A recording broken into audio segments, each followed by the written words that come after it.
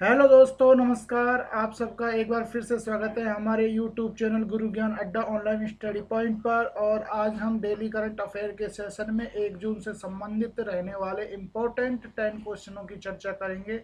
चर्चा करने से पहले आप सभी से निवेदन रहेगा कि आप इस सेशन को अपने सभी दोस्तों में लाइक करते हुए शेयर कर दीजिएगा। और साथ ही हम आपसे सॉरी मांगना चाहेंगे कि आज का ये सेशन आपको समय से कुछ लेट आपको उपलब्ध कराया जा रहा है, लेकिन आगे की सभी क्लास आपकी कंटिन्यू रहेंगी। तकनीकी प्रॉब्लम की वजह से आज ही आपकी क्लास लेट हुई है। तो बिना टाइम गवाए फटाफट से क्वेश्चनों की बात कर लेते हैं। तो हाल ही में केरल की फर्स्ट महिला पुलिस महानिदेशक कौन बनी है?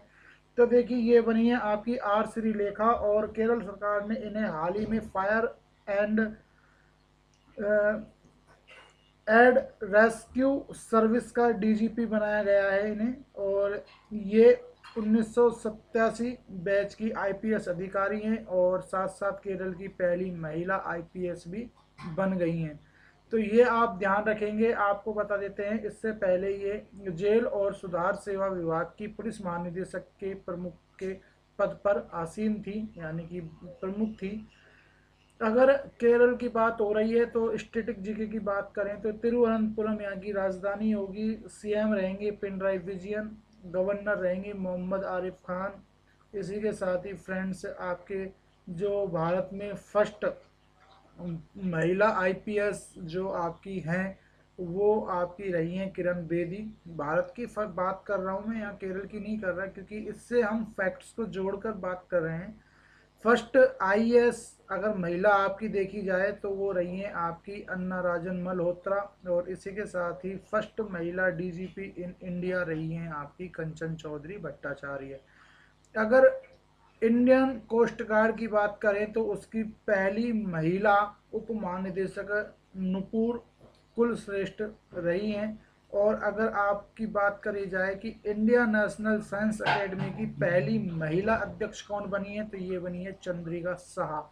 इसी के साथ ही अगर केरल के और फैक्ट्स को देखा जाए तो देखिए, करंट अफेयर से संबंधित विश्वास मेहता आपके केरल के मुख्य सचिव अभी बनाए गए हैं केरल राज्य के। इसी के साथ देश की पहली एलएनजी बस सेवा केरल में शुरू की गई है, कोच्चि, केरल के कोच्चि से। इसी के साथ वृद्ध व्यक्तियों के लिए मिशन ग्रैंड केयर की घोषणा यहाँ की गई थी, कार्यक्रम चलाया गया था केरल सरकार के द्वारा। कर्मी बोट नामक रोबोट भी केरल सरकार के यहाँ बनाया गया था। रैपिड स्क्रीनिंग करने के लिए तिरंगा वाहन केरल सरकार ने लॉन्च किया था। जियो फैसिंग ऐप भी आपका प्रयोग करने वाला केरल पहला राज्य बना था। एक दरवाजा वितरण योजना भी आपकी केरल से संबंधित है। डिजिटल साक्षरता अभियान जिसका नाम था मैं भी डिजिटल हूँ, ये कार्यक्रम भी आपका केरल से चलाया गया था। कोविड-19 से लड़ने के लिए ब्रेक द चेन अभियान भी केरल में शुरू किया गया था। इसी के साथ ही भारत की पहली सुपर फैब लैब आपकी केरल में स्थापित की गई है। केरल के मुख्यमंत्री ने ड्रग्स माफियाओं से निपटने के लिए योद्धाऊ ऐप लॉन्च किया था। इसी के साथ प्रसिद्ध जो सबरीवाला मंदिर है वो आपके पेरियार नेशनल पार्क में स्थित है, जो कि आपका केरल से संबंधित है। केरल का फेमस मंदिर है। और अभी आपको पता है, पिछले कई सालों से ये लगातार सुप्रीम कोर्ट में केस की चर्चाओं में चल रहा है। महिलाओं का प्रवेश इस पर वर्जित है। अगर इस मंदिर में महिला जा सकती हैं तो वो वृद्ध महिला होगी या फिर किशोरी होगी, मतलब कि लड़की होगी कम उम्र की, वो ही इस मंदिर में जा सकती है। जवान महिला इस मंदिर में नहीं जा सकती, ऐसी यहाँ के मंदिर की मान्यता है। जब मंदिरों की बात हो रही है तो मीनाक्षी मंदिर मुझे याद आता है तमिलनाडु से है। अभी कुछ पहले एक उड़ीसा का कोणार्क मंदिर भी आपका न्यूज में रहा था, तो आप याद रखेंगे उड़ीसा के प्रमुख मंदिर हैं कोणार्क मंदिर और एक लिंगराज मंदिर। इसी के साथ ही पद्मनाभ मंदिर भी आपका केरल में स्थित है। खुजाराहो मंदिर ये आपका मध्य प्रदेश में स्थित है। और तिरुपति वेंकटेश्वर, जिसको हम तिरुपति बालाजी मंदिर के नाम से जानते हैं, ये आपका आंध्र प्रदेश से संबंधित है। तो ये कुछ इम्पोर्टेंट मंदिर थे जो आपके एग्जाम के पार्ट बनते हैं अक्सर। इसी के साथ जो राष्ट्रपति भवन का मॉडल जो प्रारूप है, बाहरी प्रारूप, जो खंबे खंबे करके गोल गोल से खंभों में जो आपका बनाया गया है मॉडल राष्ट्रपति भवन का, ये मुरैना जो डिस्ट्रिक्ट है मध्य प्रदेश के, वहाँ पर एक 64 योगिनी मंदिर है, उससे लिया गया है। तो ये मेरे ध्यान आ गया था, तो ये मैंने आपको बता दिया। इसी के साथ आपको बता देते हैं, कोविड-19 के मरीजों के लिए प्लाज्मा थेरेपी ट्रायल शुरू करने वाला पहला राज्य आपका केरल था। केरल के समुद्री तट को मालाबार तट कहते हैं। भारत का मसालों का बाग भी हम केरल को कहते हैं। तो ये आपकी समस्त जानकारी केरल से संबंधित थी। इसी के साथ ही अगले क्वेश्चन की बात करेंगे। फ्रेंड्स, आज हम आपको फोटो प्रोवाइड नहीं करवा पाएंगे, क्योंकि आपको मैंने पहले ही बता दिया था, टेक्निकल प्रॉब्लम की वजह से आज हम आपको फोटो प्रोवाइड नहीं करवा पाएंगे। इसी के साथ ही देखिए फ्रेंड्स, अगले क्वेश्चन की चर्चा कर लेते हैं। तो अगला क्वेश्चन आपका कह रहा है कि किस मंत्रालय द्वारा हाल ही में ऑनलाइन पैन कार्ड बनाने की पहल शुरू की गई है। तो ये की गई है आपकी वित्त मंत्रालय के द्वारा। अब आपको बता देते हैं कि हाल ही में वित्त मंत्रालय के जो मंत्री हैं, वित्त मंत्री निर्मला सीतारमन ने 28 मई से आधिकारिक रूप से आधार आधारित ई केवाईसी के माध्यम, यानी कि इलेक्ट्रॉनिक केवाईसी के माध्यम से तत्काल पैन कार्ड की सुविधा शुरू कर दी है। यह सुविधा उन पैन आवेदकों के लिए उपलब्ध होगी जिनके पास एक वैध आधार संख्या है तथा आधार के साथ साथ एक पंजीकृत मोबाइल नंबर भी है। यानी कि आपके जो आधार कार्ड है वो आपका मोबाइल नंबर से जुड़ा होना चाहिए, उसी नंबर पर ये आपकी सुविधा उपलब्ध हो पाएगी। 12 फरवरी 2020 को आयकर विभाग के द्वारा, देखिए मैं क्या बोल रहा हूँ, ध्यान दीजिएगा, 12 फरवरी 2020 को आयकर विभाग के द्वारा आधार आधारित ई केवाईसी यानी कि इलेक्ट्रॉनिक केवाईसी के बीटा संस्करण को परीक्षण के आधार पर तत्काल पैन सुविधा ई फाइलिंग वेबसाइट पर भी शुरू किया गया था। तो ये इम्पोर्टेंट है, क्योंकि इससे पहले ये आपकी सुविधा 12 फरवरी 2020 को आयकर विभाग के द्वारा एक पायलट प्रोजेक्ट के रूप पर चलाई गई थी।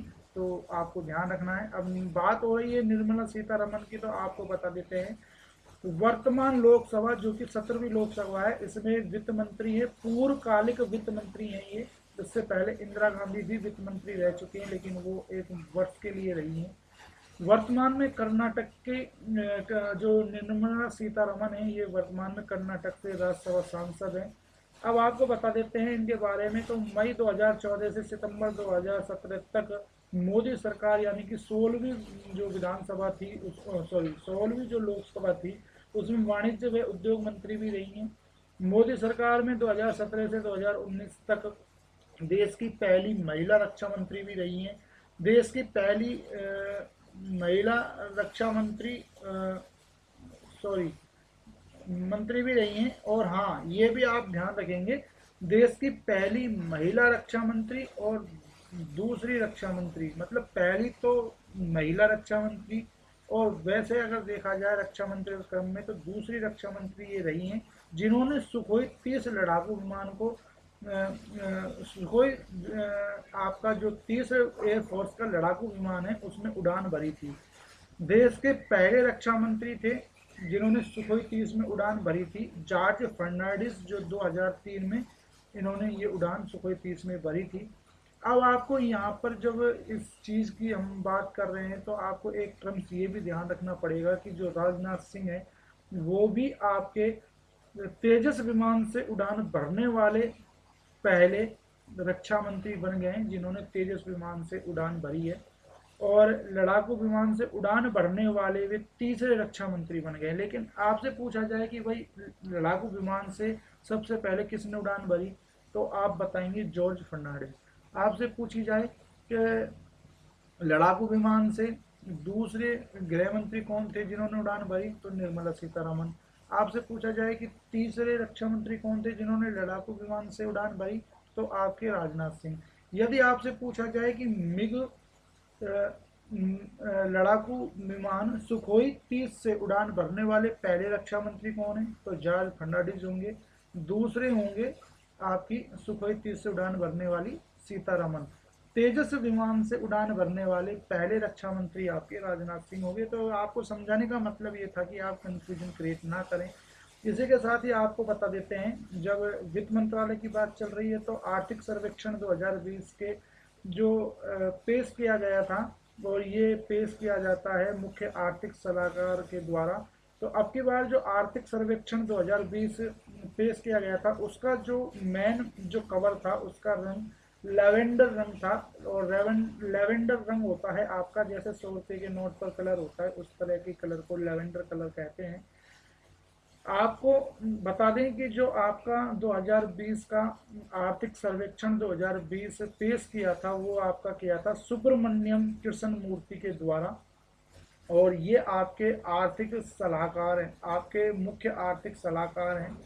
इसी के साथ ही 2020 में पहली बार वित्त बजट लेदर बैग, मतलब क्या था कि पहले एक परिपाटी चली आई थी अंग्रेजों के टाइम से कि जो वित्त बजट होता था उसको एक अटैची के लेदर की अटैची सी होती थी उसमें रखकर, आपने देखा भी होगा वित्त मंत्रियों के हाथों में, तो उस अटैची में इसको रखकर पेश किया जाता था संसद में। लेकिन अब की बार जो हमारी वित्त मंत्री हैं सीता निर्मला रमन, उन्होंने इसको मतलब बदल दिया था इस नियम को, और उन्होंने अब की बार इसकी जगह एक कपड़े का, जो हमारे ग्रामीण क्षेत्र में जो पटवारी होते हैं, पटवारी सेक्रेटरी, उनके पास एक बैग सा होता है लाल बस्ता जिसको हम बोलते हैं, या आपने कोर्ट कचहरियों में देखा होगा न्यायालयों में, उनके पास में एक लाल कपड़ा होता है चौकोर, उसमें फाइल वगैरह बांधते हैं। तो इस तरह के बैग में उसको हम लाल बस्ता बोलते हैं। तो लाल बस्ते के जो कि एक कपड़े लाल कलर के कपड़े का थैला होता है उसमें रखकर पेश किया गया था पहली बार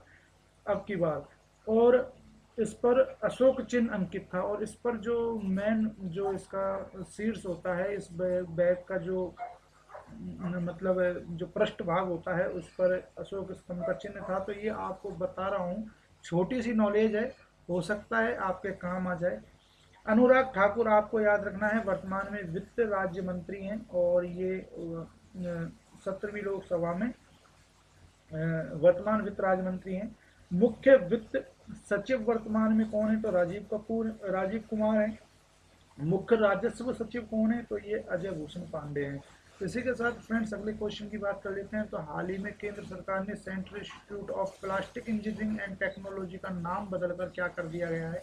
तो देखिए, हाल ही में जो केंद्र सरकार है उसने इसका नाम बदलकर central institute of petrochemical engineering and technology यानी कि सीपैट सीपैट कर दिया है। और आपको बता देते हैं कि यह भारत सरकार के केंद्रीय उर्वरक और रसायन मंत्रालय के अधीन प्रमुख राष्ट्रीय संस्थान है। और जो वर्तमान में हमारे केंद्रीय उर्वरक एवं रसायन मंत्री हैं वो हैं DV सदानंद गौड़ा। वर्तमान में ये जो DV सदानंद गौड़ा हैं, इनका जो वर्तमान में संसदीय क्षेत्र है वो लोकसभा क्षेत्र है बेंगलुरु नॉर्थ, कर्नाटक से। और आपके कर्नाटक से ही निर्मला सीतारमन भी हैं राज्यसभा सांसद, ये ध्यान रखेंगे। केंद्रीय जो आपका इंजीनियरिंग के आपका एक बार मैं बता देता हूँ, central institute of plastic engineering and technology जो है, यानी कि केंद्रीय प्लास्टिक अभियांत्रिकी एवं प्रौद्योगिकी संस्था, इसकी स्थापना 2017 को की गई थी। अब आपको बता देते हैं जो मनसुख मांडविया हैं, जो कि हमारे केंद्रीय शिपिंग मंत्री हैं स्वतंत्र प्रभार के, वो रसायन और उर्वरक मंत्रालय के राज्य मंत्री भी हैं वर्तमान में। तो ये आपको ध्यान रखना है। इससे संबंधित इससे अगले क्वेश्चन की बात कर लेते हैं। ये तो आपका पूरा हो चुका है। हाल ही में किस राज्य सरकार ने कुशल श्रमिकों के लिए रोजगार सेतु योजना शुरू की है, तो ये की आपकी मध्य प्रदेश ने। तो आपको मैं बता चुका हूँ कि हाल ही में मध्य प्रदेश के मुख्यमंत्री SSC यानी कि शिवराज सिंह चौहान ने राज्य में वापस आने वाले कुशल अप्रवासी श्रमिकों और कामगारों को रोजगार देने हेतु रोजगार सेतु योजना लागू की है।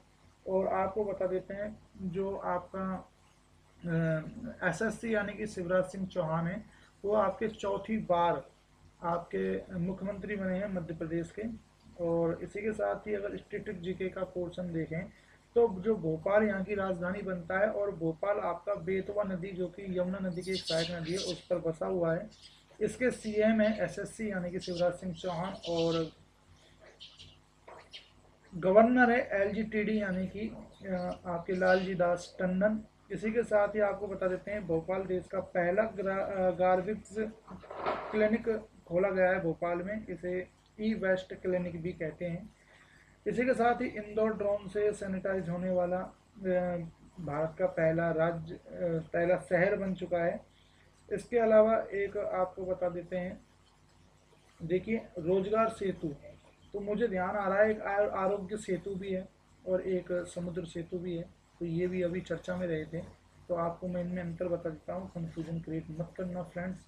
रोजगार सेतु अभी आपको मैंने ये क्वेश्चन पढ़ा ही रहा हूँ। इसके अलावा आरोग्य सेतु क्या है, तो कोविड-19 अलर्ट एप्लीकेशन है जिसको केंद्र सरकार के द्वारा यानी कि स्वास्थ्य एवं आपका जो आयुष मंत्रालय उसके द्वारा लॉन्च किया गया था। 13 दिन में 5 करोड़ यूजर्स का रिकॉर्ड इसने बनाया था आरोग्य सेतु ने। समुद्र सेतु क्या है, तो देखिए भारतीय नौसेना के द्वारा मालदीव में चलाया गया एक रक्षा मिशन था और ये आपका समुद्र सेतु था। इसी के साथ ही अगर करंट अफेयर की बात करें मध्य प्रदेश से, तो देखिए बुखार क्लिनिक सेवा, दीदी वाहन सेवा, श्रम सिद्धि अभियान FIR आपके द्वारा, चरण पादुका पहल, सब्बल योजना, जीवन शक्ति योजना, जीवन अमृत योजना, कोविड-19 कल्याण योजना, संजीवनी वाहन शुरू किया था अभी आपका, पुलिस कर्मियों को कर्मवीर पदक सम्मान, मिड डे मील राशन देने वाला पहला राज्य, रेडियो स्कूल शुरू करने वाला राज्य आपका, ये सब योजनाएं आपकी मध्य प्रदेश से संबंधित है। इसी के साथ नमस्ते मोर्चा महोत्सव जो है वो आपका मध्य प्रदेश में मनाया जाता है। इंदौर देश का पहला और दुनिया का दूसरा इन्फेंट्री म्यूजियम यहाँ पर खोला जाएगा इंदौर में। और इंदौर में अभी आपको मैंने बताया भी था कि ड्रोन से सैनिटाइज होने वाला देश का पहला शहर है। दूसरा शहर अगर बात करें तो आपका चंडीगढ़ होगा। देवास की बात कर लेते हैं, तो मध्य प्रदेश के देवास में मध्य भारत का पहला मेगा फूड पार्क बना है, जबकि भारत का पहला एक्वा मेगा फूड पार्क आपका आंध्र प्रदेश में बना है। सबसे ज़्यादा शिशु मृत्यु दर मध्य प्रदेश में ही है। सबसे ज़्यादा आरक्षित वन जो हैं वो आपके मध्य प्रदेश में है। प्रत्येक को रोजगार यानी कि एवरीबॉडी विल गेट एम्प्लॉयमेंट योजना भी आपकी हाल ही में मध्य प्रदेश सरकार ने शुरू करी थी। निवाड़ी जिला आपको याद रखना है, मध्य प्रदेश का 52वां नया जिला बना है। इसी के साथ भारत में सबसे ज़्यादा नेशनल पार्क आपके मध्य प्रदेश में बनते हैं जिनकी संख्या 9 है। और हाल ही में मध्य प्रदेश के मुख्य सचिव मेरे को ध्यान आ रहे हैं इकबाल सिंह बनाए गए थे, और एक जुबेर इकबाल भी थे जो आपके जम्मू कश्मीर बैंक के नए MD नियुक्त किए गए हैं। छतरपुर जिला याद रखना मध्य प्रदेश का देश का पहला हीरा संग्रहालय बना है। और हीरे की बात आ रही है तो पन्ना की जो खाने हैं वो भी आपकी मध्य प्रदेश में ही हैं। हीरे की प्रमुख पन्ने की खान फेमस है। जबकि जो विश्व विख्यात जो हीरा है कोहिनूर हीरा, वो आपका गोलकुंडा की खान से निकाला गया था जो कि आंध्र प्रदेश में स्थित है और 105 कैरेट का है ये, और इसका मूल्य लगभग $200 मिलियन के आसपास है। इसी के साथ आपको बता देते हैं कि जब मध्य प्रदेश की बात होती है तो भोपाल गैस कांड को आप मत भूलिएगा, क्योंकि ये 3 दिसंबर 1984 को हुआ था और इसमें मिथाइल ऑक्सोसाइनाइट गैस का रिसाव हुआ था जिसके कारण लाखों लोग मरे थे। और अभी हाल ही में भी एक गैस कांड हुआ है जिसको हम विशाखापट्टनम गैस कांड कहते हैं। ये आंध्र प्रदेश के विशाखापट्टनम के गांव वेंकटपुरम में हुआ था और ये 7 मई 2020 की सुबह को घटना घटित हुई थी। और इसमें जो गैस लीक हुई थी वो स्टारिन गैस थी, और स्टारिन गैस श्वसन प्रणाली को प्रभावित करने वाली शांत व गंधहीन गैस होती है, तो ये आप ध्यान रखेंगे। ये आपको मैं जोड़कर बता रहा हूँ पॉइंट्स फ्रेंड्स, ताकि आप कोई कन्फ्यूजन ना हो। खुजारो मंदिर, अभी पहले क्वेश्चन में हमने आपको बताया खुजारो मंदिर आपके चंदेल राजाओं के द्वारा निर्मित करवाए गए थे, ये भी आपके मध्य प्रदेश में स्थित है। इंदिरा गांधी सागर बांध भी आपका नर्मदा नदी पर मध्य प्रदेश में बनाया गया है। भोपाल एयरपोर्ट का नाम क्या है, तो देखिए जो मध्य प्रदेश की राजधानी भोपाल है वहाँ पर जो एयरपोर्ट है उसका नाम है राजा भोज एयरपोर्ट। ये भी आप ध्यान रखेंगे क्योंकि ये भी अक्सर एग्जाम का पार्ट बनते हैं। कालिदास सम्मान मध्य प्रदेश सरकार का सबसे बड़ा कला क्षेत्र का सर्वोच्च नागरिक सम्मान है, तो ये आप सब ध्यान रखेंगे। इसी के साथ ही आपको अगले प्रश्न की चर्चा कर लेते हैं। किसे हाल ही में भारतीय खाद्य सुरक्षा और मानक प्राधिकरण के मुख्य कार्यकारी अधिकारी के रूप में नियुक्त किया गया है, तो ये है आपका अरुण सिंघल। अरुण सिंघल की बात करें तो ये अभी स्वास्थ्य एवं परिवार कल्याण विभाग के विशेष सचिव भी हैं, और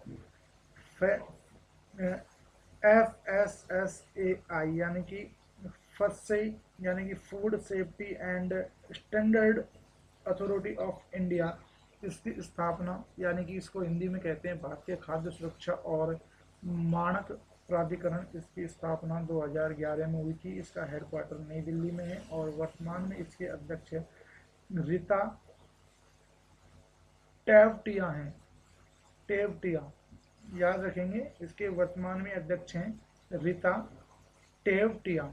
थोड़ा सा अजीब नाम है, एक दो बार याद करेंगे तो हो जाएगा। इसी के साथ अगले क्वेश्चन की, और हाँ, एन राजेश्वरी, ये आपकी हाल ही में ओरिएंटल इंश्योरेंस के CMD बनाए गए थे। इसके साथ ही जानवी फूकन फिक्की की लेडीज ऑर्गेनाइजेशन की राष्ट्रीय अध्यक्ष बनी थी। इसी के साथ ही कुछ और मुझे ध्यान आ रहा है, जो आपकी नाड़ा है उसके अभी जो अध्यक्ष हैं नाड़ा के, वो अध्यक्ष नहीं, सॉरी, आपके जो ब्रांड एम्बेसडर हैं वो सुनील सेठी अभी आपके बनाए गए हैं। तो ये कुछ इम्पोर्टेंट व्यक्ति थे जिनके बारे में मैंने आपको बताया। इसी के साथ ही अगले क्वेश्चन की चर्चा कर लेते हैं। अगला क्वेश्चन रहेगा, हाल ही में अंतर्राष्ट्रीय एवरेस्ट दिवस कब मनाया गया? तो देखिए, हाल ही में आपका जो अंतर्राष्ट्रीय एवरेस्ट दिवस था ये आपका बनाया गया था 29 मई को। हर वर्ष हम 29 मई को अंतर्राष्ट्रीय एवरेस्ट दिवस मनाते हैं।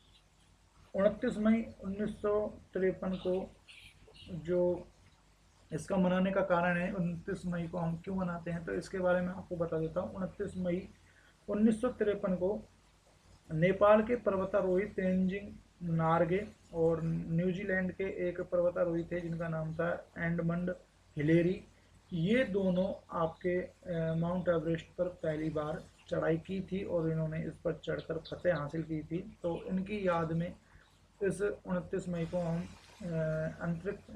अंतर्राष्ट्रीय एवरेस्ट दिवस मनाते हैं। फ्रेंड्स, आपको मैं बता देता हूँ कि जो एवरेस्ट पर चढ़ने वाले प्रथम व्यक्ति जो थे वो भी आपके तेंजिंग नार्गे और एडमंड हिलेरी थी। अब आपको कुछ इम्पोर्टेंट पॉइंट बता देता हूँ एवरेस्ट के बारे में। माउंट एवरेस्ट है, ये दुनिया का सबसे ऊंचा पर्वत शिखर है। इसे नेपाली भाषा में, यानी कि क्योंकि इसका अधिकतर हिस्सा जो है, मतलब लगभग लगभग 99 हिस्सा इसका नेपाल में ही है, तो नेपाली भाषा में इसको सागर माथा कहते हैं। संस्कृत भाषा में माउंट एवरेस्ट को देवगिरी कहते हैं, जबकि तिब्बत भाषा में इसे चौमोलंगमा यानी कि पर्वतों की रानी कहा जाता है। अच्छा, इसकी स्थिति कहाँ है, तो आपको स्थिति के बारे में बता देता हूँ फ्रेंड्स। जो माउंट एवरेस्ट है हिमालय पर्वत पर, इसका जो वर्तमान स्थिति है वो नेपाल के अंदर है। इसकी ऊंचाई 8,848 मीटर यानी कि 29,029 फीट इसकी ऊंचाई है। इसी के साथ ही आपको कुछ इम्पोर्टेंट बता देता हूँ पॉइंट्स एवरेस्ट से संबंधित। तो बछेंद्री पाल का नाम आप ध्यान रखेंगे क्योंकि ये माउंट एवरेस्ट पर चढ़ने वाली पहली भारतीय महिला थी। इसी के साथ में कामी रीता शेरपा का नाम ध्यान रखेंगे क्योंकि नेपाल की ये पर्वतारोही हैं और ये 24 बार माउंट एवरेस्ट पर चढ़ चुकी हैं, उसे जीत हासिल कर ली है। इसी के साथ ही अगर मैं आपको और कुछ पॉइंट्स बताऊं एवरेस्ट के बारे में, तो आप ध्यान रखना, अरुणिमा सिन्हा माउंट एवरेस्ट पर चढ़ने वाली पहली भारतीय दिव्यांग महिला हैं। मतलब पहली दिव्यांग भी हैं और पहली भारतीय दिव्यांग महिला भी हैं। ये दोनों ही पॉइंट्स के नाम अरुणिमा सिन्हा के नाम है। एक है अरपना कुमार, जो कि माउंट एवरेस्ट पर चढ़ने वाली पहली IPS महिला हैं, यानी कि अर्पणा कुमार पहली IPS महिला हैं जो आपकी माउंट एवरेस्ट पर चढ़कर जिन्होंने फतेह हासिल की है। सराय घुमेलो, ये माउंट एवरेस्ट पर चढ़ने वाले पहले अश्वेत यानी कि अंग्रेज व्यक्ति हैं, ये भी आप ध्यान रखेंगे। इसी के साथ ही आपको बता देते हैं और इससे संबंधित और पॉइंट। तो देखिए, जो आपकी जो एक शेरपा, नेपाल में एक जाति होती है शेरपा, शेरपा जाति का काम होता है ऊंचे पर्वतों पर चढ़ाई करना। और जो माउंट एवरेस्ट पर चढ़ने वाले, जो चढ़ने वाले जितने भी, जैसे कि अभी आपको मैंने बताया कामी रीता शेरपा, तो जितने भी चढ़ने वाले या गाइडेंस करने वाले जो पर्वतारोही होते हैं प्रोफेशनल, वो आपके शेरपा ही मिलते हैं। और इसकी करंट जीके की बात करें इससे संबंधित, तो देखिए 26 जनवरी 2020 को भारत व नेपाल सरकार ने मिलकर विश्व के सबसे ऊंचे फैशन शो का आयोजन माउंट एवरेस्ट बेस कैंप से 5,644 मीटर की ऊंचाई पर किया था। यानी कि पहला सबसे ऊंचा बेस कैंप किसी पर्वत पर फैशन शो आयोजित किया गया था नेपाल में, और ये 26 जनवरी के दिन आयोजित किया गया था। उद्देश्य क्या था? तो उद्देश्य इसका था लोगों को पर्यावरण एवं जलवायु परिवर्तन के लिए जागरूक करना। और इस प्रतियोगिता को गिनीज वर्ल्ड रिकॉर्ड में भी शामिल किया गया है। इसी के साथ ही आपको बता देते हैं माउंट एवरेस्ट पर स्वच्छता अभियान चलाया गया था 2019 में, और ये चला था आपका 14 अप्रैल से 30 मई तक। पहली बार माउंट एवरेस्ट पर 20 शेरपाओं की क्लीन अप टीम ने माउंट एवरेस्ट की सफाई का जिम्मा उठाया था। और ये जो सफाई की गई थी, ये जो माउंट एवरेस्ट का बेस कैंप है वहाँ से 5,000 मीटर की ऊंचाई पर सफाई अभियान चलाया गया था। इसमें नेपाल के पर्यटन विभाग के महानिदेशक डांडू राज धिमिरे ने बताया था कि जो ये सफाई अभियान चला है, इसमें बेस कैंप से ऊपर करीब 5 टन कचरा, और निचले इलाके जो माउंट एवरेस्ट का निचला इलाका है वहाँ पर 6 टन कचरा, यानी कि 11 टन कचरा माउंट एवरेस्ट से इकट्ठा किया गया था।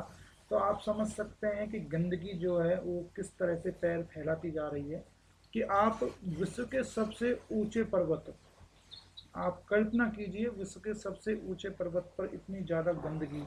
अच्छा, ये जो गंदगी मिली थी इसमें कौन कौन से मुख्य पार्ट थे गंदगी के? तो आपको बता दें, कचरे में रैप यानी कि रस्सी, 400 मानवों के शव, मतलब हड्डी या कंकाल, मानव कंकाल, मानव मल, पानी व ऑक्सीजन की बोतलें, प्लास्टिक रैपर, सीढ़ियाँ, तथा कैंस जो अपनी होती हैं पानी की कैन या कैन वगैरह जो भी होती हैं उनको कैंस जो है वो आपकी यहाँ से प्राप्त हुई थी। जो ये सफाई कार्य किया गया था, ये एक कूड़ा एनजीओ के नाम से ब्लू वेस्ट टू वैल्यू, एक शेरपा कार्यकर्ताओं के द्वारा चलाया जाता है। तो उन्होंने इस माउंट एवरेस्ट पर सफाई का जिम्मा उठाया था। एनजीओ का नाम यहाँ प्रमुख है, क्योंकि आपसे पूछा जा सकता है कि किस एनजीओ के द्वारा ये किया गया, तो ये कूड़ा एनजीओ है जिसका नाम है ब्लू वेस्ट टू वैल्यू। इसके साथ ही अगले क्वेश्चन की चर्चा करेंगे फ्रेंड्स। तो आपको अगला क्वेश्चन बता देते हैं। हाल ही में संदीप प्रधान का कार्यकाल 2 वर्ष के लिए बढ़ा दिया गया है। ये किस संस्था के महानिदेशक हैं? तो ये हैं भारतीय खेल प्राधिकरण के आपके महानिदेशक हैं। अब आपको बता देते हैं, हाल ही में इनका कार्यकाल 2 वर्ष के लिए बढ़ा दिया गया है। इनका कार्यकाल जून 2020 में समाप्त हो रहा था, जिसे केंद्रीय खेल व युवा मामलों के मंत्रालय के द्वारा 2 वर्ष बढ़ा दिया गया है। कुछ समय पहले ही भारतीय खेल प्राधिकरण ने लॉकडाउन के बाद खिलाड़ियों के पुनर्प्रशिक्षण को शुरू करने के लिए एक कमेटी बनाई थी, जिसके अध्यक्ष बने थे रोहित भारद्वाज। और यही रोहित भारद्वाज आपके वर्तमान में भारतीय खेल प्राधिकरण के सचिव भी हैं। देखिए साई की बात कर लेते हैं। स्पोर्ट अथॉरिटी ऑफ इंडिया यानी कि आपका जो भारतीय खेल प्राधिकरण है, जिसकी बात कर लेते हैं, तो इसकी स्थापना 25 जनवरी 1984 को हुई थी। इसका हेड ऑफिस यानी कि हेडक्वार्टर जो बोलते हैं, नई दिल्ली में स्थित है। वर्तमान में इसके अध्यक्ष हैं संदीप प्रधान और सचिव हैं रोहित भारद्वाज। साई जो हमारा खेल एवं युवा मामलों के मंत्रालय है उसके अधीन आता है, और इस मंत्रालय के अभी वर्तमान में जो मंत्री हैं वो हैं किरण रिजिजू, जो कि राज्य मंत्री हैं स्वतंत्र प्रभार के, और अरुणाचल प्रदेश से राज्यसभा सांसद के रूप में ये अभी नियुक्त हैं। तो अगले क्वेश्चन की बात कर लेते हैं। हाल ही में किस देश ने ब्रिक्स टेस्ट प्राधिकारियों के लिए प्रमुखों की मेजबानी की थी? हाल ही में किस देश ने ब्रिक्स टैक्स प्राधिकारियों के प्रमुखों की मेजबानी की थी? तो ये की थी आपकी रूस ने। और आपको बता देते हैं 19 मई को ब्रिक्स टैक्स प्राधिकारियों के प्रमुखों की बैठक की मेजबानी रूस ने की थी। इसका आयोजन रूस की राजधानी मॉस्को में होना था, लेकिन कोविड-19 के चलते ये वीडियो कॉन्फ्रेंसिंग के द्वारा इसको आयोजित किया गया था। भारत की ओर से इसमें विश्व भूषण पांडे, जो कि हमारे वित्त सचिव हैं, उन्होंने इसमें भाग लिया था। ब्रिक्स आप जानते ही हैं एक वैश्विक संगठन है और इसका हेडक्वार्टर संघाई चीन में है। सदस्य देश इसके 5 हैं। इसकी स्थापना जून 2006 में हुई थी और इसका जो साउथ अफ्रीका जुड़ने से पहले इसका नाम होता था ब्रिक। कार्य संचालन इसका शुरू हुआ था 2009 में और दक्षिण अफ्रीका इसमें 2010 में जुड़ा था। तो इम्पोर्टेंट आपके पॉइंट्स हैं, सब याद रखेंगे। अधिकतर पॉइंट्स आपका यही पूछा जाता है कि जो ब्रिक्स है इसमें आपका साउथ अफ्रीका किस वर्ष सदस्य इसका बना था? तो ये बना था आपका 2010 में। रसिया की बात कर लेते हैं। तो देखिए राजधानी रहेगी मॉस्को, मुद्रा रहेगी रूबल, राष्ट्रपति रहेंगे व्लादिमीर पुतिन। इसके वर्तमान में जो प्रधानमंत्री नए बनाए गए थे मिखाइल मिशुस्टिन, और संसद यहाँ की रसिया की ड्यूमा है। करंट अफेयर की बात करें तो रूस जुलाई 2020 में संघाई कोऑपरेशन ऑर्गेनाइजेशन के हेड ऑफ स्टेट्स की मेजबानी करेगा, जबकि भारत भी 2020 में SCO यानी कि संघाई कोऑपरेशन ऑर्गेनाइजेशन के हेड ऑफ गवर्नमेंट की मेजबानी करेगा। इसी के साथ ही आपको मैं और डिटेल में अगर बात बताऊं तो देखिए हमने कुछ अगले सेशन में पढ़ा था, हमने 31 तारीख के सेशन में रूस पर चर्चा की थी कि स्टेल्थ बॉम्बर लड़ाकू विमान बनाया है रूस ने हाल ही में। और इसी के साथ ही आपको मैंने बताया था कि रूस ने दुनिया का पहला तैरता हुआ न्यूक्लियर पावर प्लांट भी लॉन्च किया है और हाइपरसोनिक परमाणु मिसाइल ओवन गार्ड भी बनाई है। मारिया सारापोवा के बारे में बात करी थी, इन्होंने संन्यास की घोषणा कर दी है। ये रूस की प्रमुख टेनिस खिलाड़ी हैं। इसके साथ ही श्वेता रतनपुरा की भी बात करी थी, जो कि इंटरनेशनल स्केल ऑफ कंपटीशन में ब्रॉन्ज मेडल जीतने वाली पहली भारतीय छात्रा बनी थी। इसका आयोजन आपका कजान शहर रूस में हुआ था। फीफा वर्ल्ड कप की बात करी थी, रूस में आयोजित हुए थे। अंटार्कटिका जलवायु की निगरानी हेतु 2020 के अंत तक अपना पहला अंटार्कटिका एम उपग्रह लॉन्च करेगा रसिया। रूस की सीमा यूरोप व एशिया महाद्वीपों के अन्य देशों से, मतलब दो महादेशों के देशों से लगती है। आपको मैंने बताया था रूस द्वारा नॉर्थ कोरिया के राजा किंग जॉन उनको द्वितीय विश्व युद्ध की 75वीं वर्षगांठ पर 2020 द्वितीय विश्व युद्ध स्मारक पदक चिन्ह भी दिया गया था, मतलब सम्मानित किया गया था। और आपको मैंने बताया था कि रूस के जो प्रधानमंत्री हैं वो फिलहाल कोविड-19 से संक्रमित हो चुके हैं। तो ये समस्त बात हमने आपको रूस के बारे में बताई है। इसी के साथ ही अगले क्वेश्चन की चर्चा कर लेते हैं। तो अगला क्वेश्चन आपका रहेगा फ्रेंड्स, हाल ही में वाड़ा ने भारत की लंबी दूरी की धाविका किरणजीत कौर पर कितने दिन का बैन लगा दिया है? तो देखिए ये बैन आपका लगा दिया है किरणजीत पर 4 वर्ष। वाड़ा ने हाल ही में भारत की लंबी दूर की धाविका किरणजीत कौर पर 4 वर्ष का प्रतिबंध लगा दिया है। और ये ऐसा क्यों लगाया गया है? क्योंकि ये एंटी डोपिंग जो टेस्ट होता है उसमें फेल हो गई थी। अगर वाड़ा की बात करें तो वर्ल्ड एंटी डोपिंग एजेंसी इसका पूरा नाम है। इसकी स्थापना 10 नवंबर 1999 में हुई थी और इसका हेडक्वार्टर मॉन्ट्रियल शहर कनाडा के अंदर स्थित है। हाल ही में वाड़ा के द्वारा कुछ और भी खिलाड़ी प्रतिबंधित किए गए थे। एक बार मैं आपको रिपीट करवा देता हूँ क्योंकि मैंने आपको ये पढ़ा चुका हूँ, तो आपको अगर ध्यान हो तो आप मेरे साथ रिपीट करें। एक तो संदीपा कुमारी हैं जो भारतीय डिस्कस थ्रो कर रहे हैं, इनको 4 साल के लिए प्रतिबंधित किया गया है वाड़ा की तरफ से। शफीक उल्लाह अफगानिस्तान क्रिकेट टीम के खिलाड़ी हैं और इनको 6 वर्ष के लिए प्रतिबंधित कर दिया गया है। यूसुफ होम्स टेनिस खिलाड़ी हैं मिस्र के और इन्हें आजीवन प्रतिबंध कर दिया गया है। झूमा खातून भारतीय एथलेटिक्स हैं, इन्हें 4 वर्ष के लिए वाडा के द्वारा प्रतिबंधित किया गया है।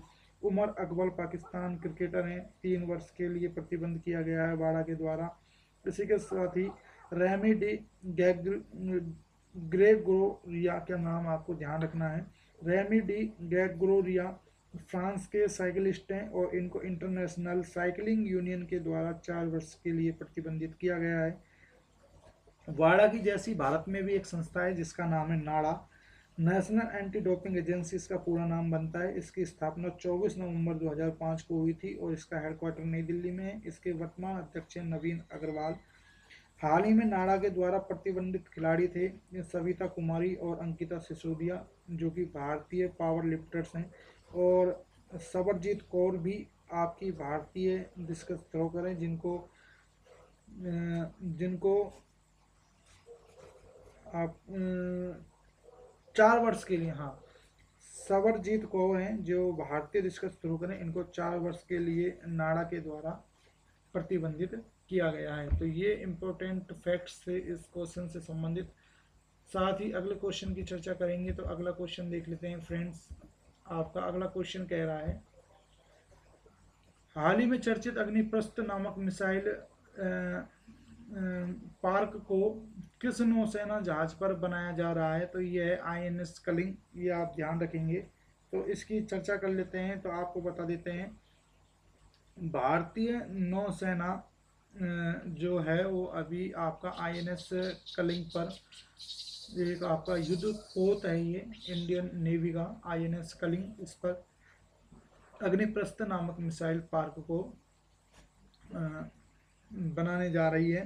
तो आपको बात कर लेते हैं इंडियन नेवी की, ये क्यों चर्चा में है आजकल, तो इसके क्या क्या करंट अफेयर से संबंधित इसकी न्यूज बन सकती है। तो देखिए, नवरक्षक नामक PPE किट बनाई थी आपकी इंडियन नेवी ने।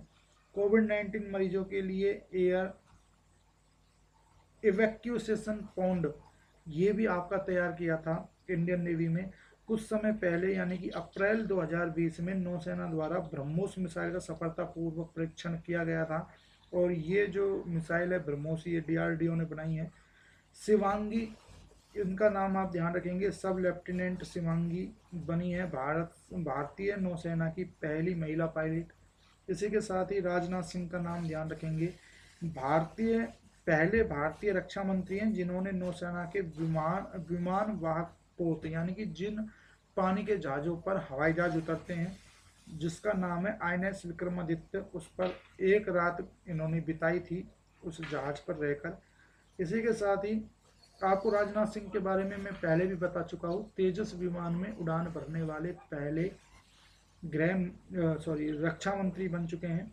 नौसेना की 6 महिला अधिकारी जिन्होंने समुद्र के रास्ते दुनिया की सैर की। मिशन आपका था नाविक सागर परिक्रमा। इस नाविक सागर परिक्रमा के दौरान इन्होंने पूरी दुनिया की सैर करी थी। और लेफ्टिनेंट वर्तिका जोशी का नाम आपको ध्यान रखना है, इनके ही नेतृत्व में 6 महिला नौसेना अधिकारी नाविक सागर परिक्रमा जो टीम गई थी, इसमें इन्होंने भाग लिया था। इसी के साथ ही आपको बता देते हैं, नौसेना मिशन समुद्र सेतु, विदेशों में फंसे भारतीय नागरिकों को भारत वापस लाने के लिए, और जो आपका नौसेना मिशन समुद्र सेतु चलाया गया था, इसमें जलस्व और मगर 2 जहाज़ों का इस्तेमाल किया गया था। इसी के साथ ही नौसेना का एक ऑपरेशन वनीला, मेडागास्कर में जो चक्रवात से प्रभावित जगहों पर ये चलाया गया था ऑपरेशन, और ये जनवरी 2020 में चलाया गया था। एक आपका चलाया गया था नौसेना का मिशन मदद, ये केरल में आई भीषण बाढ़ के कारण लोगों की मदद करने के लिए चलाया गया था नौसेना के द्वारा। एक आपका चलाया गया था नौसेना ऑपरेशन निस्तार, यमन में आए चक्रवात से प्रभावित सुकोत्रा द्वीप से 38 भारतीयों को वापस भारत लाने के लिए चलाया गया था। और संजीवनी, ऑपरेशन संजीवनी, ये आपका वायुसेना से संबंधित है, लेकिन जब बात आ रही है ऑपरेशनों की तो इसलिए मेरे ध्यान आ गया है।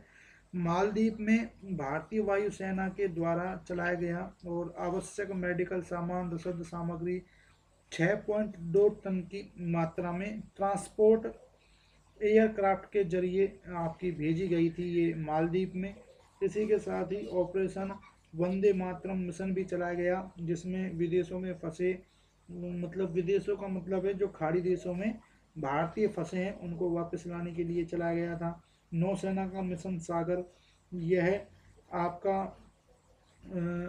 ये ऑपरेशन आपका हिंद महासागर के छोटे छोटे जो द्वीपीय देश हैं, जैसे कि मालदीव है, मेडागास्कर है, सेशल्स है, मॉरिशस है, ऐसे देशों को कोविड-19 से लड़ने हेतु व मदद हेतु मेडिकल किट, चिकित्सा सामग्री, खाद्य सामग्री आदि पहुंचाने के लिए ये भारत सरकार के द्वारा भारतीय नौसेना के द्वारा चलाया गया था। अक्षय कुमार का नाम ध्यान रखना है, ये नौसेना लेफ्टिनेंट कमांडर हैं और इन्हें हाल ही में admiral GS. Hiranandani memorial rolling trophy 2020 मिली थी। विनय बदवार का भी नाम ध्यान रखना है, भारतीय नौसेना के उप प्रमुख हैं और जो उप प्रमुख हैं और इन्होंने अलेक्जेंडर डेल रिम्पल अवार्ड 2019 पुरस्कार जीता था। इसी के साथ ही, मतलब इन्हें जीता नहीं था, मतलब इनको मिला था। भारतीय नौसेना की बात कर लेते हैं तो 1612 में इसकी स्थापना की गई थी और हिस्ट्री के माध्यम से ये माना जाता है कि दो दक्षिण भारत में चोल राजाएं थे, उनके द्वारा सबसे मजबूत नौसेना मतलब जो नींव रखी गई थी वो आधुनिक नौसेना का स्वरूप है। इसी के साथ ही इसका हेडक्वार्टर नई दिल्ली में है भारतीय नौसेना का। नौसेना दिवस आपका 4 दिसंबर को मनाया जाता है। वर्तमान में नौसेना अध्यक्ष हैं आपके एडमिरल करमवीर सिंह, 24वें नंबर के ये आपके एडमिरल हैं। इसी के साथ में जो करमवीर सिंह है इनको एक उपनाम से भी जाना जाता है, द ग्रेट ईगल के नाम से। तो ये सारे फैक्ट आप ध्यान रखेंगे। इसी के साथ ही अगले क्वेश्चन की चर्चा कर लेते हैं फ्रेंड्स। तो अगला क्वेश्चन आपका कह रहा है कि 36वें राष्ट्रीय खेलों का हाल ही में अनिश्चित समय के लिए स्थगित कर दिया गया है, यानी कि इनको पोस्टपोन कर दिया गया है। यह कहाँ पर आयोजित होंगे? तो ये आपके होंगे गोवा में।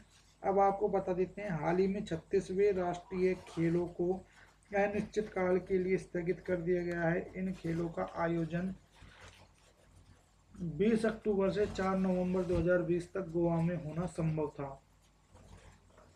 कोविड-19 के कारण अगले आदेशों तक इन्हें स्थगित कर दिया गया है। अगर बात करें 35वें राष्ट्रीय खेल का आयोजन आपका 2015 में केरल में हुआ था। 36वें राष्ट्रीय खेलों का शुभारंभ आपका रूबीगुला बुलबुल यानी कि गोवा का राष्ट्रीय पक्षी था और इसका अनावरण कुछ समय पहले ही खेल मंत्री किरण रिजिजू के द्वारा किया गया था। अब आपको बता देते हैं स्टैटिक जीके के बारे में। तो देखिए, जो आपकी राजधानी बनती है गोवा की वो बनती है पणजी, जो कि मोंडोवी नदी पर स्थित है। आपके सीएम बनते हैं प्रमोद सावंत, डिप्टी सीएम मनोहर अजोंकर और चंद्रकांत कवेलंकला, ये आपके डिप्टी सीएम बनते हैं। गवर्नर बनते हैं सत्यपाल मलिक। मुख्यमंत्री आपके दीपांकर दत्त बनते हैं, क्योंकि जो गोवा है आपका मुंबई उच्च न्यायालय क्षेत्र के अंतर्गत ही आता है। राष्ट्रीय पशु गौर, राष्ट्रीय पक्षी येलो थ्रोटेड बुलबुल, यानी कि अभी आपको जो मैंने बताया था, जो आपके 36वें यानी कि 36वें राष्ट्रीय खेलों का शुभांकर बना है रूबीगुला बुलबुल, इसको हिंदी में कहते हैं। गोवा का गठन 30 मई 1987 को हुआ था। यहाँ विधानसभा की 40 सीटें हैं, लोकसभा की 2 सीटें हैं और आपकी जो राज्यसभा की सीटें हैं वो 1 है। अगर स्टैटिक जीके के अलावा अगर आपके करंट अफेयर की बात करें तो देखिए, विज्ञान फिल्म फेस्टिवल जो 5वां संस्करण आयोजित हुआ था वो पणजी गोवा में आयोजित हुआ था। यशस्वी स्कीम आपकी महिला सशक्तिकरण को बढ़ाने से संबंधित है और इसकी शुरुआत केंद्रीय मंत्री के द्वारा कुछ समय पहले ही आपकी गोवा से शुरू की गई थी, मतलब कि यशस्वी स्कीम। इसकी शुरुआत स्मृति ईरानी के द्वारा की गई थी। नसीम अल बहर, ये आपका 12वां नौसेना अभ्यास था, गोवा में संपन्न हुआ था और भारत ओमान की नौसेनाओं के मध्य किया जाता है। एरेक्स सरेक्स 2020 जल अभ्यास। तो ये आपका आईसीजी यानी कि इंडियन कोस्ट गार्ड के द्वारा नवा संस्करण गोवा में आयोजित किया गया था लॉकडाउन से पहले। सन extraordinary life a biography of Manohar Parrikar. तो ये मनोहर पारिकर पर लिखी हुई एक पुस्तक है, इसका भी अनावरण आपका किया गया था कुछ समय पहले ही, क्योंकि मनोहर पारिकर हैं वो आपके गोवा के पूर्व मुख्यमंत्री हैं और लोकसभा से ये सांसद भी रह चुके हैं और 16वीं लोकसभा में ये केंद्रीय रक्षा मंत्री भी रहे हैं। तो आपको बता दें कि इसके जो लेखक थे, सन extraordinary life a biography of Manohar Parrikar, इसके लेखक सदगुरु पाटिल और मायाभूषण नवगोंकर थी। इसी के साथ ही Mapusa urban cooperative bank of Goa limited, ये गोवा का सबसे पुराना बैंक था जिसे हाल ही में आरबीआई ने इसका लाइसेंस रद्द कर दिया था। भारत का पहला कोरोना मुक्त राज्य आपका गोवा बना है। साथ ही में आयुर्वेद चिकित्सा पद्धति का उपयोग करने वाला भी आपका पहला देश, आपका पहला राज्य देश का गोवा बना है। फरवरी 2020 में तैरते हुए कृत्रिम घाट का उद्घाटन पणजी बीच पर किया गया था गोवा में। राष्ट्रीय रक्षा अध्ययन और विश्लेषण संस्थान का नाम परिवर्तित कर कर जो आपके मुख्यमंत्री थे गोवा के मनोहर पारिकर, राष्ट्रीय रक्षा अध्ययन और विश्लेषण संस्थान कर दिया गया है। नवंबर 2020 में भारतीय अंतर्राष्ट्रीय फिल्म महोत्सव का 50वां संस्करण भी आपका पणजी गोवा में आयोजित किया गया था और इसमें जो मुख्य अतिथि थे वो थे केंद्रीय सूचना एवं प्रसारण मंत्री प्रकाश जावड़ेकर। और इस भारतीय अंतर्राष्ट्रीय फिल्म महोत्सव का आयोजन 20 से 28 नवंबर 2019 तक किया गया था। तो फ्रेंड्स, इसी के साथ ही अगले क्वेश्चन की चर्चा कर लेते हैं। सेशन आज हमारा बहुत लंबा हो जाएगा। फ्रेंड्स, यदि आपको लगता है कि ये सेशन आपके लिए काफ़ी हेल्पफुल रहने वाला है तो आप भी मेरी हेल्प कीजिए इसको लाइक शेयर करने में और अधिक से अधिक अपने दोस्तों में से शेयर कीजिएगा। यदि आप हमारे चैनल पर नए हैं तो इसे सब्सक्राइब कर कर आप बेल आइकन को भी प्रेस कर लीजिएगा, क्योंकि अगली नोटिफिकेशन आपको आसानी से मिल जाए। इसी के साथ फ्रेंड्स, इसको आप बिना स्किप किए हुए पूरा देखिएगा, क्योंकि इसी तरह के एक्स्ट्रा डिटेल्स के साथ हम आपको इस सेशन को प्रोवाइड करवाते हैं। इसकी पीडीएफ के लिए आप हमारे टेलीग्राम ग्रुप से ज़रूर जुड़ जाएं। हाल ही में जारी फॉरवर्ड्स की हाई एक्ट पेड प्लेयर्स की लिस्ट में सबसे टॉप पर कौन कौन रहा, मतलब कौन से खिलाड़ी आपके सबसे टॉप पर रहे, तो ये रहे आपके रॉजर फेडरर। और इसकी बात बता देते हैं तो देखिए, रॉजर फेडरर स्विट्जरलैंड के टेनिस खिलाड़ी हैं और ये 2019 में 802 करोड़ रुपए की कमाई करने वाले पहले खिलाड़ी के रूप में इस सूची में शामिल हुए हैं। इस लिस्ट में सेकंड नंबर पर क्रिस्टियानो रोनाल्डो, थर्ड नंबर पर लियोनल मेसी और फोर्थ नंबर पर नेमार खिलाड़ी हैं। इसी के साथ ही इस लिस्ट में एकमात्र क्रिकेट खिलाड़ी जो कि भारत से इसमें शामिल हुए हैं, विराट कोहली, और 196 करोड़ रुपए की कमाई के साथ ये 66वें नंबर पर इसमें स्थान बनाया है। इसी के साथ ही अगले क्वेश्चन की चर्चा कर लेते हैं। हाल ही में प्रधानमंत्री कार्यालय में अतिरिक्त सचिव कौन नियुक्त किए गए हैं, तो ये किए गए हैं आपके एस गोपाल कृष्ण और ये तमिलनाडु कैडर के सीनियर आईएएस अधिकारी हैं। इसी के साथ में सी श्रीधरन का नाम भी आप ध्यान रखेंगे, हाल ही में पीएमओ में संयुक्त सचिव बनाए गए हैं। मीरा मोहंती का नाम ध्यान रखेंगे, हाल ही में पीएमओ में डायरेक्टर बनाई गई हैं। पीके मिश्रा का नाम ध्यान रखेंगे, पिछले वर्ष यानी कि 2019 से ही पीएमओ में मुख्य सचिव के पद पर आसीन है। पीके एक आपके पीके मिश्रा हैं और एक आपके पीके सिन्हा हैं, दोनों पीएमओ से संबंधित हैं। तो जो पीके मिश्रा हैं ये आपके पीएमओ में मुख्य सचिव हैं, जबकि पीके सिन्हा आपके प्रधानमंत्री के मुख्य सलाहकार 2019 में रहे थे। इसी के साथ ही अगले क्वेश्चन की चर्चा कर लेते हैं। हाल ही में विश्व मासिक धर्म दिवस कब मनाया गया, तो ये आपका मनाया गया था 28 मई को। तो देखिए 28 मई को आपका विश्व मासिक धर्म स्वच्छता के बारे में जागरूकता फैलाने के लिए इसे यूनिसेफ के द्वारा मनाया जाता है। और हाल ही में जो मानुषी छिल्लर है इनको मासिक धर्म स्वच्छता के बारे में जागरूकता फैलाने के लिए यूनिसेफ के द्वारा ब्रांड एम्बेसडर चुना गया है। चुनने का उद्देश्य क्या है, तो देखिए मासिक धर्म स्वच्छता के संबंध में ग्रामीण लड़कियों को जागरूक करने एवं सुविधाओं के निर्माण और महिला स्वच्छता से जुड़े प्रोडक्ट्स के बारे में इनकी पहुंच के बारे में प्रचार करना, लोगों महिलाओं को और लड़कियों को इसके प्रचार के बारे में जानकारी के बारे में बताना।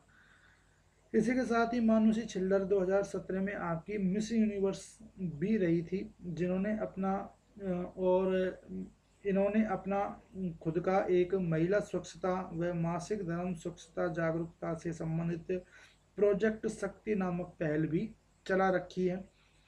यूनिसेफ की बात हो रही है तो यूनिसेफ की आपको फुल फॉर्म बता देते हैं, यूनाइटेड नेशन चिल्ड्रंस फंड इसकी फुल फॉर्म है। इसका हेडक्वार्टर न्यूयॉर्क यूएसए में है।